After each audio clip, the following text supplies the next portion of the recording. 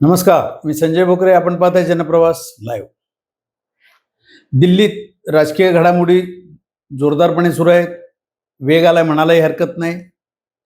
Amit Shah action मोडवर आहेत. महाराष्ट्र राज्यामध्ये राजकीय फेरबदल होणार. काय होणार?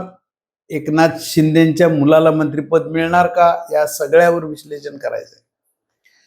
आणि सगळ्यात महत्त्वाचा विषय, शिवसेना, एकनाथ शिंदे त्यांचा पक्ष त्यांना आधीच प्रस्ताव दिलेला होता अमित शहानी की तुम्हाला जर का मुख्यमंत्रीपद हवं असेल, ते पण शेवटच्या कालावधीत, म्हणजे विधानसभेच्या निवडणुका येण्याच्या आधी 1 वर्ष तुम्हाला नक्की मुख्यमंत्रीपद दिलं जाईल, पण तुम्ही भाजपचेच मुख्यमंत्री होणार का? तर तुम्ही शिवसेना विलीन करणार.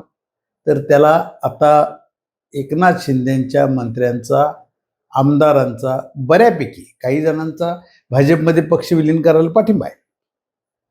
परंतु अशी चर्चा याही आधी झाली ती आणि आत्ता परत सुरू होती का? तर आता 6 खासदार उद्धव ठाकरेंचे त्यांनी शिवसेनेचे फोडले आणि आपलं वजन दिल्ली दरबारी एकनाथ शिंदेंनी वाढवले. शिवसेना एकनाथ शिंदेंच्या पक्षात 6 खासदार आलेले आहेत.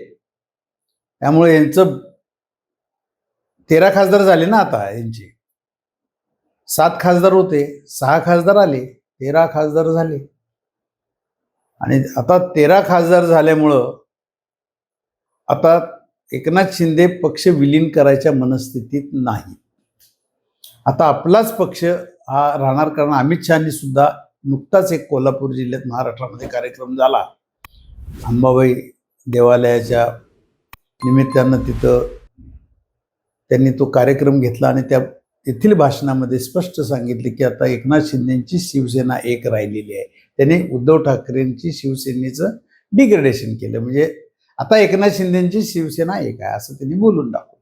याचा अर्थच असा आहे, याचे संकेतही असे आहेत की आता आम्ही पक्ष विलीन करत नाही, शिवसेना आमची कायम राहील तुमच्या बरोबर, पण आता आम्हाला 2 मंत्रिपद द्या. म्हणजे आता मुख्यमंत्री पदाचा विषयच नाही. मग असं असेल तर देवाभाऊ पण खुश. मुख्यमंत्री पद तर आपलं शेवटी पण जाणार होतं, ते काही जाणार नाही आता. म्हणजे देवाभाऊ तर शेवटी देवाभाऊंचा शब्द महत्वाचा आहे.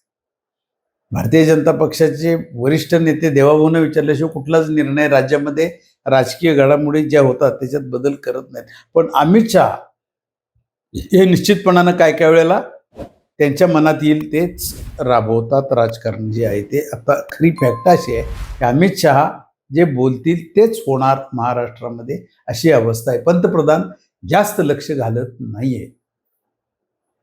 मग अशा वेळेला एकनाथ शिंदेंना ताकद दिली आहे का? तर अमित शहानी दिलेली आहे, पूर्ण ताकद दिलेली आहे. फक्त त्यांचा एकच शब्द होता की तुम्ही बघा, तुमचा पक्ष विलीन केला तर मुख्यमंत्री पदाचा नक्की विचार केला जाईल. परंतु आमदारांचा आणि काही खासदारांचा विरोध आहे, त्याला कार्यकर्त्यांचा विरोध आहे. कारण ग्रामीण भागामध्ये आपण शिवसेना आता रुजवायला सुरुवात केली आहे, सगळीकडे जातोय फिरतोय. अशा वेळेला पक्ष विलीन न करता आपण अस्तित्व आपलं जे आहे ते स्वतंत्र ठेवूया आणि हीच खरी शिवसेना म्हणून आता इथनं पुढच्या 2029च्या निवडणुकीमध्ये आपण उतरूया, असे त्यांचे विचार विनिमय त्यांचे झालेले दिसतात. आणि आता आमदारही फोडून घ्यायच्या नादात आहेत उद्धव ठाकरेंचे. म्हणजे फोडाफोडीचं राजकारण. एकनाथ शिंदे आता PhDच झालेले आहेत, म्हणाला काहीच हरकत नाही त्याच्यावर.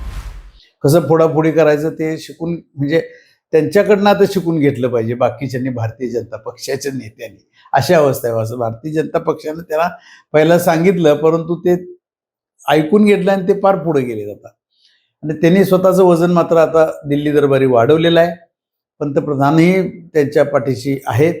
परंतु आता एकच कॅबिनेट मंत्रिपद देऊन त्यांची बोळवण करायची अशी सुद्धा शक्यता नाकारता येत नाही.